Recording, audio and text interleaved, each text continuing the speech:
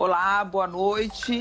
Bem-vindo a mais um programa Ponto a Ponto. Hoje eu e o cientista político Antônio Lavareda recebemos o cientista político Matias Alencastro, ele que é doutor pela Universidade de Oxford, pesquisador do SEBRAP e que conhece, como poucos, política internacional, relações internacionais, e veio aqui, obviamente, falar com a gente sobre as eleições americanas. Muito obrigada, Matias, por ter aceitado o nosso convite. E eu queria começar perguntando já diretamente, nós estamos aí prestes a saber do resultado das eleições presidenciais nos Estados Unidos, e a gente está vendo o presidente Donald Trump dizendo que vai à justiça contestar os resultados, pedindo a interrupção da apuração em alguns estados, pedindo recontagem de votos, o que muitos têm considerado aí chamado, para dizer o mínimo, de uma tentativa de levar no tapetão. Você acha que tem algum tipo, essa atitude de alguma forma, ela ameaça o modelo de democracia americano? Você acha que há alguma ameaça hoje para esse modelo? Boa noite, Mônica. Boa noite, Lavareda. Eu estou muito confiante. O que a gente está vendo é uma eleição que teve a maior taxa de participação dos últimos 50 anos, onde o próximo presidente será eleito com um número recorde de votos, onde a gente não teve nenhum caso de ameaça, de violência durante o voto, tudo transcorreu de forma muito pacífica. E, apesar do sistema eleitoral norte-americano assustar um pouco o brasileiro por causa das regras, dos métodos, às vezes um pouco primitivos, a gente não teve nenhum sinal claro de que houve uma tentativa de fraude, algum erro muito grande na contagem dos votos. Então, a eleição está muito disputada, o clima está muito polarizado, mas eu acho que o processo eleitoral foi muito bem sucedido.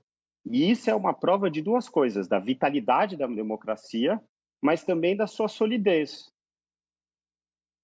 Você acha que tem alguma chance da justiça interferir e modificar o resultado das eleições? Eu acho que você precisa de algumas condições precisam estar reunidas para isso acontecer. O Trump ele está usando o Twitter para fazer muitas ameaças nesse sentido. No entanto, o establishment, o núcleo duro do Partido Republicano, já deixou claro que ele vai respeitar a contagem de voto até o final. Ou seja, ele está divergindo da posição do Trump de contestar os votos. A mídia também está tentando minimizar essas declarações do Trump o máximo possível, inclusive a mídia conservadora. Por fim, para você poder judicializar o processo, você precisa de ter uma disputa muito clara e muito complicada em um estado. E ao que tudo indica, a vitória do Biden ou do Trump vai se consolidar antes de chegar na Pensilvânia, que é o último estado a ser contado e é o estado onde todos esperavam que a corrida fosse judicializada. Uhum. Lavareda. Matias, boa noite. O Thomas Friedman, jornalista do New York Times, publicou hoje um artigo, que você deve ter visto, vai sair amanhã, dizendo que na noite de ontem houve um perdedor, e o perdedor foi a América, os Estados Unidos. Ele se referia naturalmente não só à reação do presidente Trump na noite de ontem, declarando uma vitória de forma precipitada e que, ao que parece, não vai se confirmar, mas, ao mesmo tempo, com a divisão profunda que os votos demonstraram da sociedade norte-americana. A maioria dos analistas esperava um repúdio mais expressivo ao comportamento do presidente Trump durante essa pandemia e os votos, afinal, mostraram um processo mais, digamos, uma disputa mais acirrada. E é uma sociedade dividida, quer do ponto de vista de distribuição espacial, cidades e subúrbios votando de forma totalmente diferente das áreas rurais, dividida do ponto de vista de escolaridade, dividida do ponto de vista de etnia e dividida até do ponto de vista de sexo. A última pesquisa da CNN mostrou que se apenas os homens votassem, o Trump seria reeleito, embora por margem apertada. E uma eventual vitória ser confirmada do Biden vai se dever às mulheres, né? Onde o Biden tem uma larga maioria. O governador John Kasich, o antigo governador de Ohio, ele hoje, essa manhã também, ele dizia, olha, seja quem for que venha ganhar, precisa olhar para o outro lado, olhar para as que pensam diferente, que votaram diferente. Qual é a possibilidade? Olha, o Biden vai ganhar, provavelmente vai ganhar, mas há uma possibilidade do Senado ser um Senado majoritariamente republicano, e quando nós falamos de republicano, no momento nós estamos falando de trumpista, ou seja, eles foram eleitos mais ou menos em sintonia com o presidente. Qual é a possibilidade, em suma, e mais agora diretamente, de você ter um processo de conciliação, de acomodação, de diminuição aí do calor e da temperatura da política norte-americana aí pela frente? Para responder essa pergunta, eu sou obrigado a divergir do colunista do New York Times.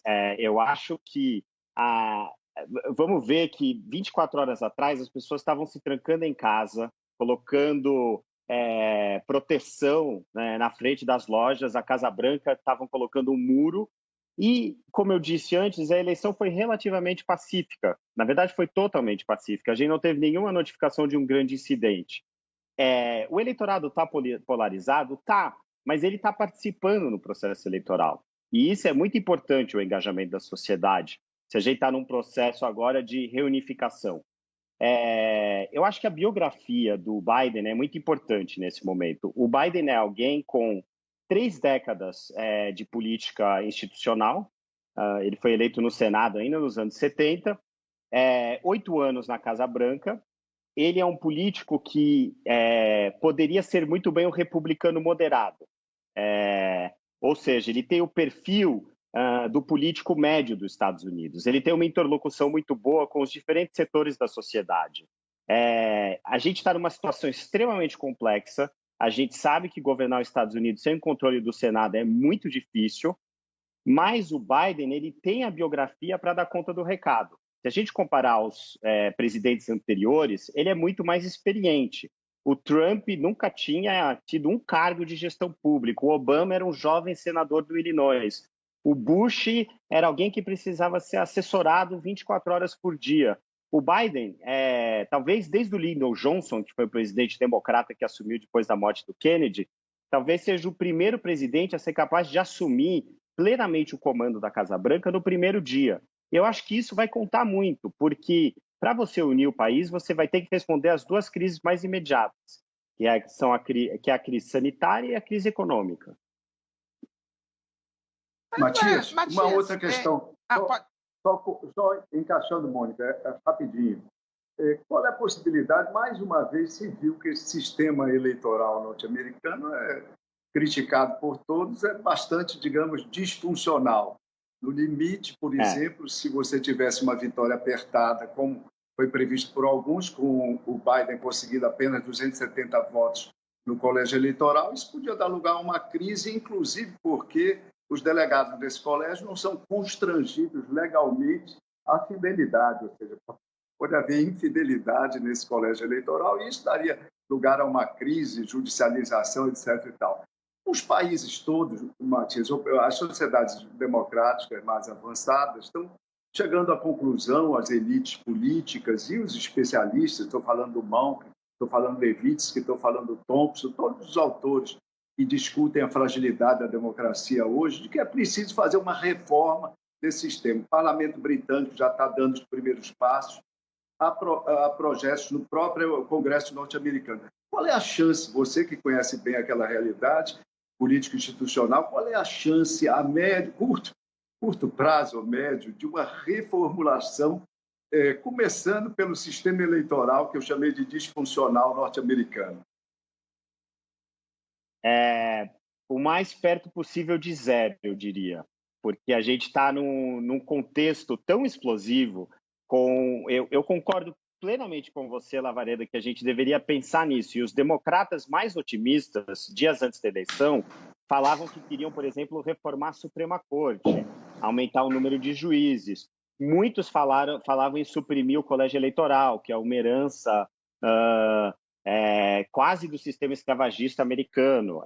Então, havia uma vontade muito grande que o Biden ele tivesse um mandato genuinamente reformista.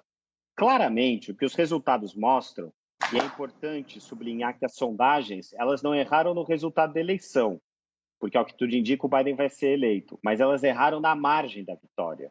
E isso é decisivo, porque com a margem atual do Biden, vai ser muito difícil para ele ter um mandato reformista.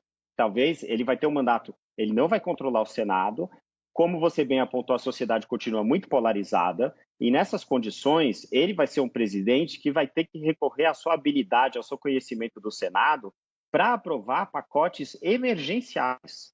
Mas para fazer questões mais elaboradas, e eu volto aqui com o exemplo do Lyndon Johnson, por exemplo, que criou a Grande Sociedade, foi o grande pacto de medidas progressistas que tiveram um grande impacto na sociedade americana, ele não tem essa capacidade política nesse momento. Portanto, infelizmente, eu acho que esse cenário, por agora, está descartado. Matias, a gente tinha, antes de começar a apuração, a gente tinha vários analistas, né, dizendo, apesar de alguns artigos, porque existia um medo muito grande de se errar de novo, como se errou na primeira eleição do Trump, mas a verdade é que a maioria dizia que seria uma onda azul, que seria um triunfo arrasador dos democratas, e quando as urnas começaram a ser abertas, a gente viu que não foi nada disso que aconteceu. Como diz você, foi uma eleição apertada na maioria dos estados, onde se esperava até uma vantagem maior para o Biden. Eu queria que você analisasse um pouquinho para a gente o que aconteceu, né? Por que o Trump mostrou esse bom resultado e qual vai ser a consequência disso? Quer dizer, o Trump, você acha que se mantém como uma força personalista, se mantém no jogo com força até para as próximas eleições ou para interferir na vida americana de forma contundente aí? Ou se ele, de fato, não ganhar essas eleições, ele pode murchar como liderança? Duas boas perguntas. Eu acho que o que a gente viu na dinâmica, eu acho importante sublinhar primeiro que as sondagens elas erraram na margem, mas elas não erraram no resultado. Em 2016 elas erraram no resultado. Com exceção à Flórida, o Biden vai levar todos os estados que as sondagens antecipavam que ele levaria. Em 2016, a Hillary Clinton perdeu vários estados que as sondagens davam como garantidos para ela. No entanto, de fato, tem uma diferença muito grande nas margens. Tem estados como Wisconsin, onde as sondagens diziam que o Biden ganharia por 8%, e ele ganhou por 20 mil votos, 0,4%. Ainda é muito cedo para a gente saber exatamente o que aconteceu, mas, por exemplo, na Flórida, o que aconteceu é que o município de Miami, onde você tem muito venezuelano, cubano, brasileiro, votou massivamente a favor do Trump. E muitas pessoas dizem que isso aconteceu porque o Trump adotou uma política externa muito agressiva em relação a Cuba e Venezuela e agradou o seu eleitorado local. Porém, ainda é impossível generalizar sobre o comportamento do eleitorado hispânico na eleição, porque no Arizona, o eleitorado hispânico está votando massivamente a favor do Biden.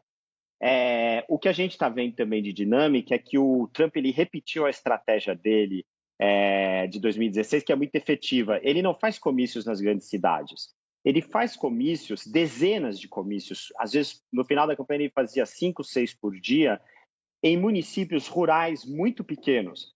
E a soma das vitórias dele nesses municípios, que às vezes são vitórias de 80%, permite ao Trump de competir contra o Biden nas grandes cidades. Então, eu acho que ele foi muito efetivo nas últimas 72 horas de campanha, quando ele começou a viajar freneticamente os Estados Unidos, e provavelmente, se ele não tivesse contraído o coronavírus, ele teria feito isso durante 2 semanas e apertado ainda mais o resultado. Respondendo a sua outra pergunta, o Partido Republicano ele se submeteu à autoridade do Trump durante os últimos 4 anos, mas ele também é um partido com autonomia e com vida própria, sobretudo aqueles republicanos do Senado que estão no poder há 20 anos, que sabiam muito bem que haveria um pós-Trump e que já estão sinalizando que vão que estão preparados para tocar o barco numa eventual presidência Biden. Eu penso aqui no Mitch McConnell e no Lindsey Graham, que foram reeleitos e que são senadores, o líder da maioria, inclusive, o Mitch McConnell. Então, a impressão que dá agora é que o trumpismo sobreviverá, mas que o Trump terá dificuldades em perpetuar o seu legado, porque é muito difícil para um personagem tão dominante como o Trump, que precisa tanto, que se alimenta exclusivamente da luz do holofote, perder a visibilidade que ele tinha na Casa Branca. Compensar essa visibilidade. Uhum. Matias, Lavaredo. 4 anos atrás, as redes sociais, sobretudo Facebook, etc., terminaram bastante criticadas após o processo eleitoral e as investigações demonstrarem interferência de centros russos, entre outros, naquele processo eleitoral, disseminando fake news, disseminando notícias falsas. Dessa feita, eu gostaria de saber a sua opinião sobre o desempenho das redes.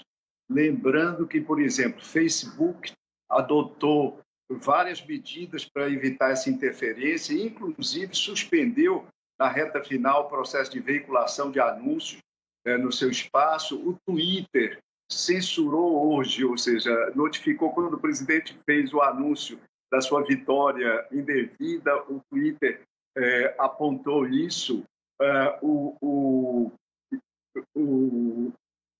As outras redes também, o WhatsApp e as outras redes, o YouTube também tiveram as mesmas precauções.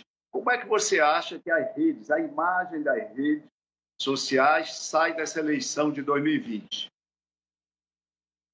Pois é, Lavaredo, eu vi agora no Twitter alguém comentando que o Twitter do Trump tem mais avisos do que o maço de cigarros, né? Aquilo ali nem dá para ler mais as mensagens dele, porque o Twitter está tapando tudo. Eu acho que a gente está vendo aqui um esforço muito grande da parte das redes sociais de se reabilitarem depois do escândalo de 2016.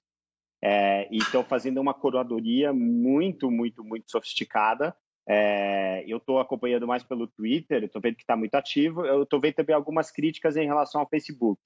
Então, é difícil opinar aqui sobre o detalhe, mas dá para ver que elas estão fazendo um esforço muito grande. Mas eu acho que isso tem uma consequência também, que a gente vai ter a gente vai ter que ter um debate público sobre esse poder de censura das redes sociais, não é?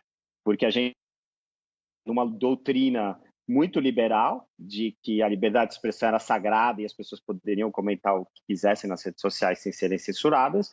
E agora a gente tem, no dia da eleição, uma rede social impedindo o atual presidente de expressar suas ideias. Por mais erradas que elas sejam, ele é a autoridade superior do país, democraticamente eleita. Eu acho que a gente vai...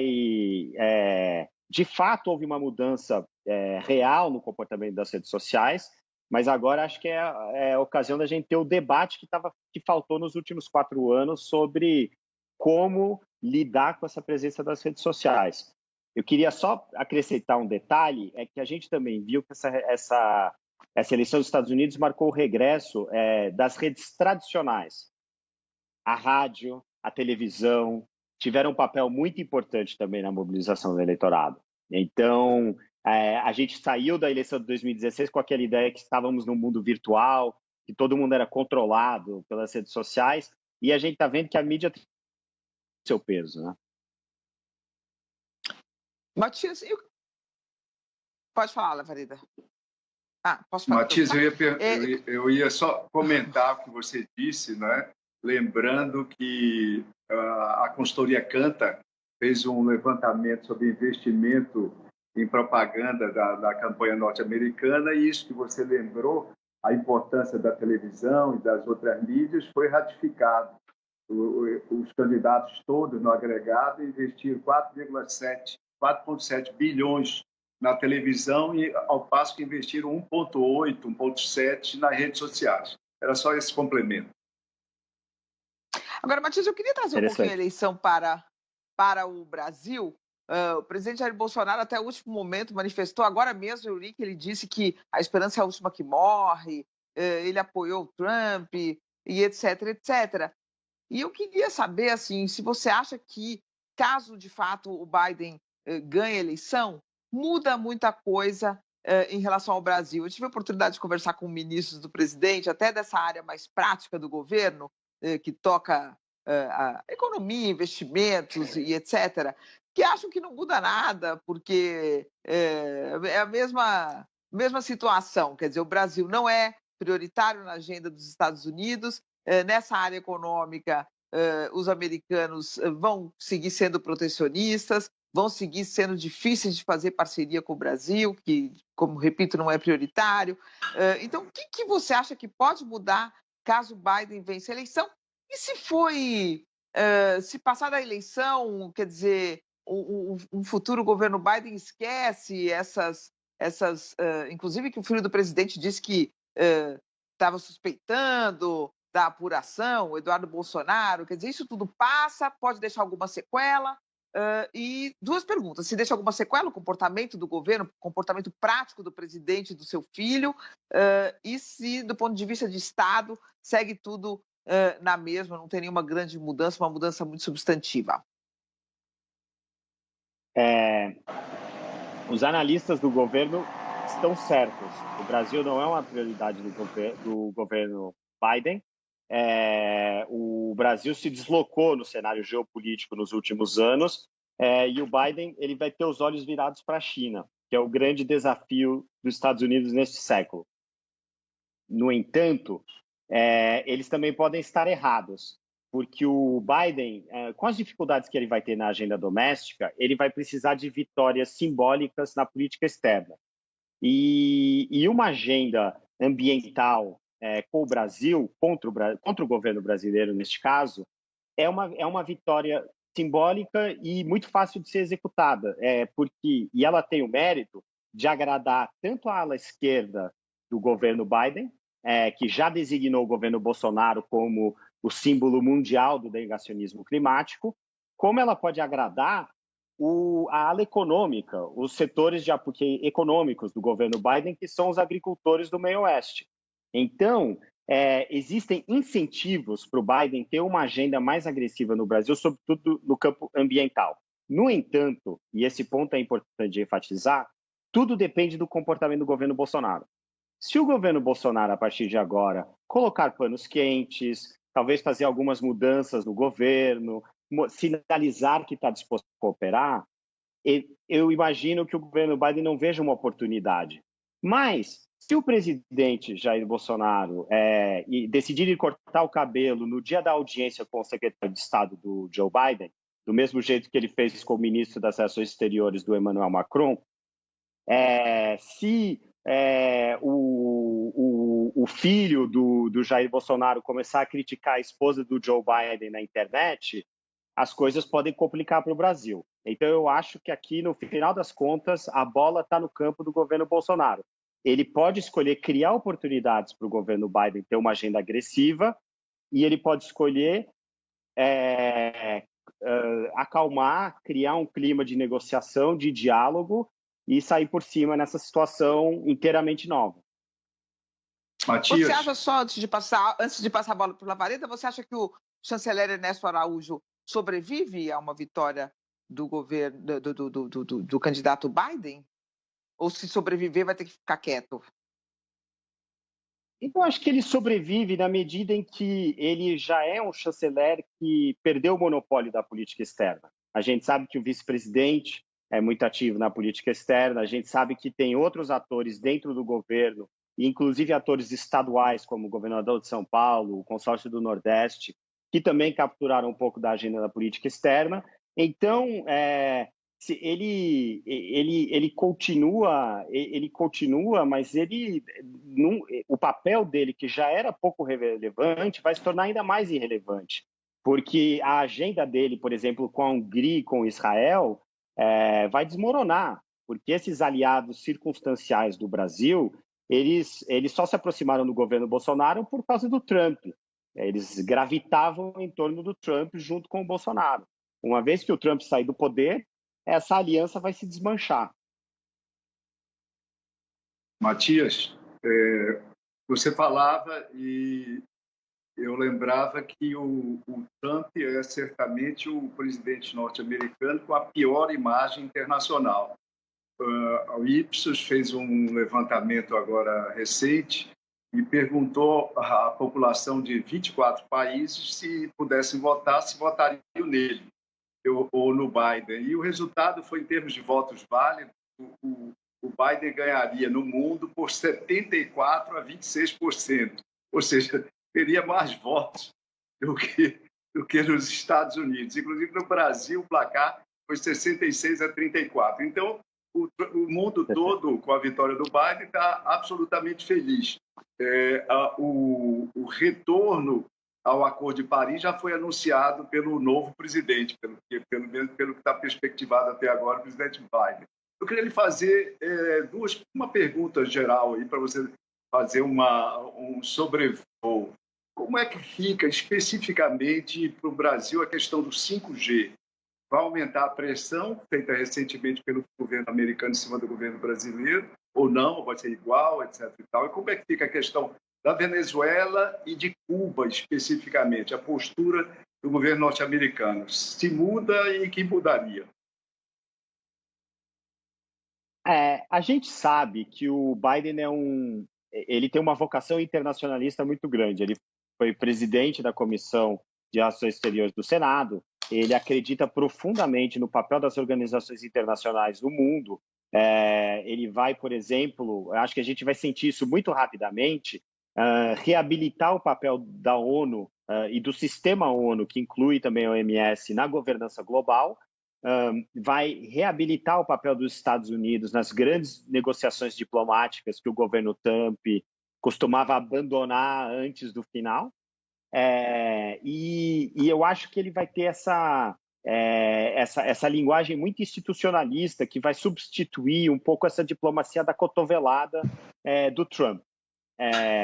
Mas com certeza que o Brasil vai ser visto como um país que potencialmente pode migrar, pode ficar mais próximo da China, agora que a aliança entre o governo Bolsonaro e o governo Trump terminou.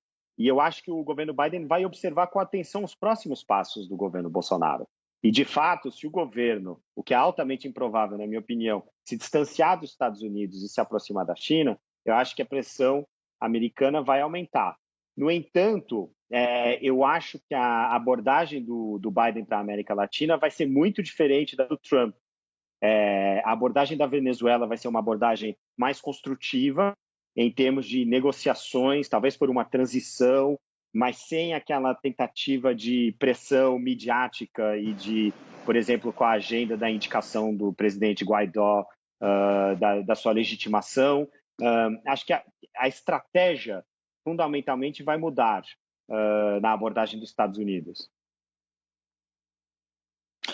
Matias, eu perguntei para você sobre se o Trump manteria sua força interna, né, se manteria como uma grande liderança, ainda que saia derrotado. E qual é o impacto de uma eventual derrota dele para esse movimento mundial de direita, né, do qual o presidente Jair Bolsonaro, inclusive, é um integrante notório? Você acha que a derrota dele tende a desmantelar esse movimento ou ele é um movimento que veio para ficar, esse nacionalista, isolacionista, e ao mesmo tempo super conectado mundialmente, né? O que você acha disso, dessa derrota? Essa eventual derrota dele abala essa direita ou extrema-direita ou qual que esses nomes se dê? Eu acho, Mônica, que esse caráter hiperconectado, de fato, vai se perder.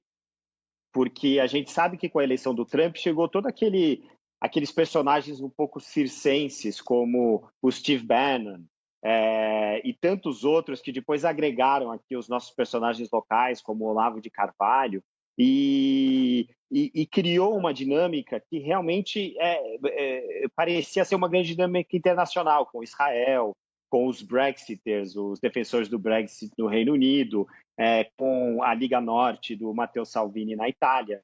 Mas, primeiro, esses projetos nacionais, desde a eleição do Trump, eles também já começaram a se desmanchar. O Brexit está em crise, o Salvini caiu do poder na Itália, o Trump aconteceu, provavelmente será derrotado hoje. Em Israel também o Netanyahu sofreu muitas derrotas.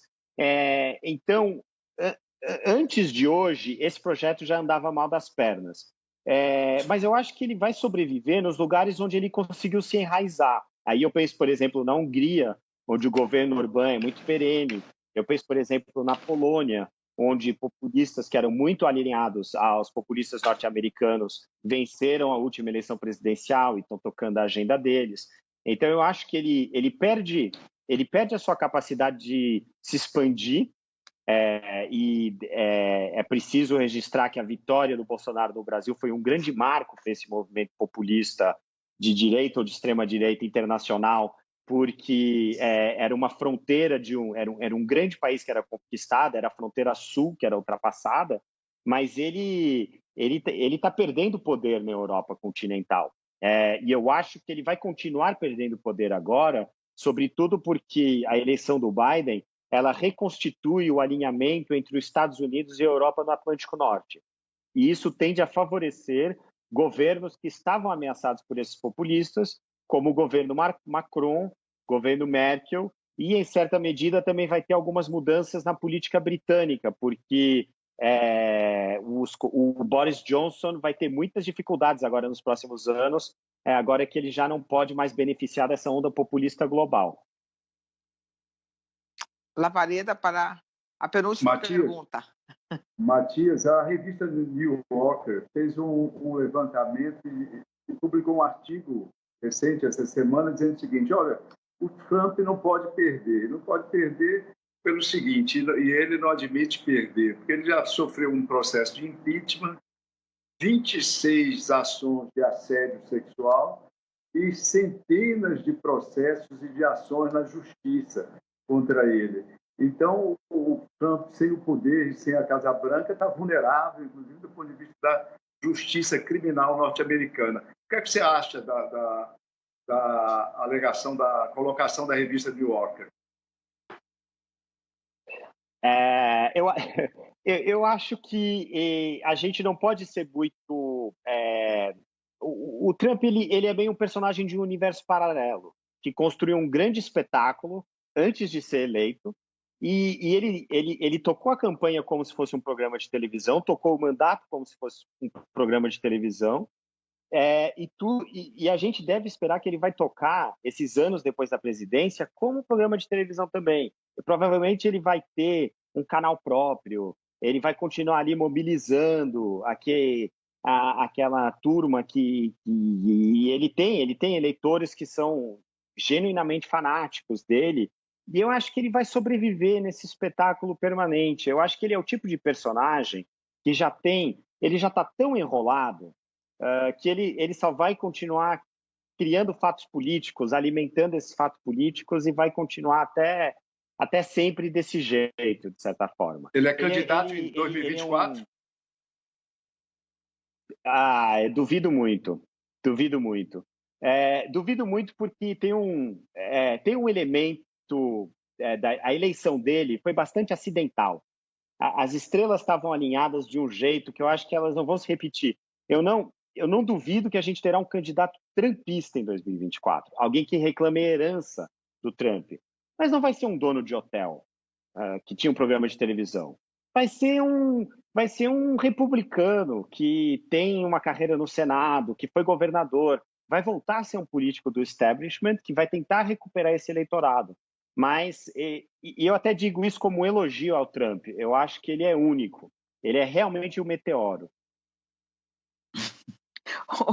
Matias, uma coisa que eu fiquei curiosa quando a gente foi vendo esses 2 dias assim tão frenéticos, né? E você acordou com o Biden derrotado, depois agora o Trump está derrotado e até agora a gente não sabe o resultado da eleição. Mas, de fato, a gente podia, em algum momento desse ano, imaginar como a gente poderia imaginar também aqui no Brasil, que a condução do presidente Donald Trump, o comportamento dele diante da maior pandemia da história, de uma das maiores tragédias recentes, que matou tanta gente, que vitimou tanta gente, que levou ao colapso do sistema de saúde em várias partes do mundo, inclusive em Nova York, em alguns locais dos Estados Unidos, que haveria algum tipo de punição, né? Mas abertas as urnas, a gente vê que isso talvez, quer dizer, tenha contado, mas eu queria entender, não sei se você já elaborou isso, o quanto que pesou para o resultado eleitoral a condução da pandemia, ou se, como a Lavareda estava conversando comigo hoje mais cedo, se a economia se sobrepôs à vontade das pessoas de voltar à vida normal e foi relevado o comportamento dele. Como é que você vê Trump e a pandemia e o resultado eleitoral? Eu acho, talvez esse seja o assunto mais fascinante que a gente vai debater nas próximas semanas, porque teve municípios onde a pandemia foi devastadora e votaram massivamente a favor de um presidente que dizia para as pessoas tomarem detergente. Eu acho isso extraordinário como conceito. E a gente vai ter que entender. A gente achou que a eleição estava dividida entre aqueles que usavam máscara e não usavam máscara, entre aqueles que sofreram muito com a economia e os que sofreram pouco, graças também a auxílios emergenciais. E, na verdade, eu acho que teve outra camada de polarização, que foi a polarização dos valores. E teve pessoas que sofreram muito com a pandemia, que fazem parte dos hispânicos, por exemplo, que sofreram muito com a devastação econômica e que mesmo assim votaram no Trump, em parte porque ele conseguiu indicar uma juíza da Suprema Corte que tem os valores que eles têm. Então a gente já consegue ver pelo mapa eleitoral que a pandemia não foi um fator decisivo. E só isso já é um choque para muita gente. Porque, como eu disse, é muito difícil imaginar pessoas que foram vítimas da pandemia votarem por um presidente que negou explicitamente a gravidade da pandemia durante 7 meses. Lavareda. Matias, só para fazer um rápido comentário sobre a sua última colocação. Basicamente, os analistas todos concordam que, se não fosse a pandemia, o Trump seria reeleito com facilidade. Então, de alguma forma, a pandemia deve ter jogado um papel importante, inclusive interrompendo o processo de retomada econômica que ele estava conduzindo. Eu ia perguntar a sua opinião exatamente sobre essa questão. A CNN, a última, eu relatei essa pesquisa ainda há pouco, a última pesquisa da CNN, ela avaliou o reconhecimento pelos eleitores de alguns atributos funcionais dos dois candidatos. O Biden ganhou em tudo. É o candidato mais apetrechado, mais qualificado para administrar a questão da desigualdade social, para enfrentar a questão sanitária da pandemia, até para a questão do crime e da segurança. Ou seja, aquele departamento Law and Order do Trump, o Biden saía melhor nessa pesquisa. Apenas em um atributo funcional ele perdeu do Trump. E o Trump reverteu o que tinha perdido, o que vinha perdendo durante toda a pandemia, que é exatamente a administração da economia, onde, nessa amostra final da CNN, o Trump ganhava por 5 pontos. Então, qual é o papel que você confere exatamente a essa variável, esse atributo funcional? A população norte-americana, boa parte dela, olhar o Trump como aquele mais capaz para tocar uma recuperação da economia dos Estados Unidos. Isso é muito interessante. Eu acho que a ideia de que o Trump era um dono de hotel, um empresário bem-sucedido, que ficou bilionário a partir do nada, o que não é verdade, ele herdou grande parte do dinheiro que ele tinha, mas essa ideia de que era um homem que vinha de fora da política, que entendia o empresário, que entendia o comerciante, ela é muito, muito consolidada nos Estados Unidos. E, de fato, ela não foi abalada pela crise ligada à pandemia, que eu acho que os eleitores souberam diferenciar o talento do Trump das circunstâncias extraordinárias. No entanto, e aí eu enfatizo o meu ponto anterior, eu acho que o eleitor médio do Trump, ele não vota em função dos atributos funcionais do presidente. Há uma certa mística. Você vê ali que 30% dos eleitores do Trump também acreditam em movimentos que são totalmente conspiratórios. Então, há um tipo de voto apaixonado do Trump que é muito forte, que as sondagens não conseguiram capturar. E eu acho que a nossa diferença aqui nas sondagens do que a gente antecipava e agora essas margens muito apertadas, elas estão aí, nessa opinião que é muito subjetiva do eleitor do Trump, que a gente ainda está para entender. Cientistas políticos, analistas, jornalistas, todos. Bom, Matias, infelizmente a gente está chegando ao fim do Ponto a Ponto, recebendo aqui mensagens do WhatsApp te elogiando muito, quero te repassar isso. Quero agradecer muito a sua presença aqui e lembrar também que o resultado ainda não saiu, né? Nós estamos aqui praticamente já entendendo que... Mas como diz o Bolsonaro aqui, a esperança é a última que morre, estou lendo aqui a frase dele. Então, enquanto não sair o resultado, a gente está aqui jogando com a possibilidade maior, né? Mas ainda não confirmada. Mas eu queria agradecer muito, te convidar para voltar, para a gente comentar, então, o futuro governo, quando ele já estiver instalado. Obrigada, Matias. À disposição, Mônica. Obrigado, Lavareda. E você pode rever esse e outros programas que já foram ao ar no site www.bandnewstv.com.br. Muito obrigada pela companhia e até o próximo Ponto a Ponto.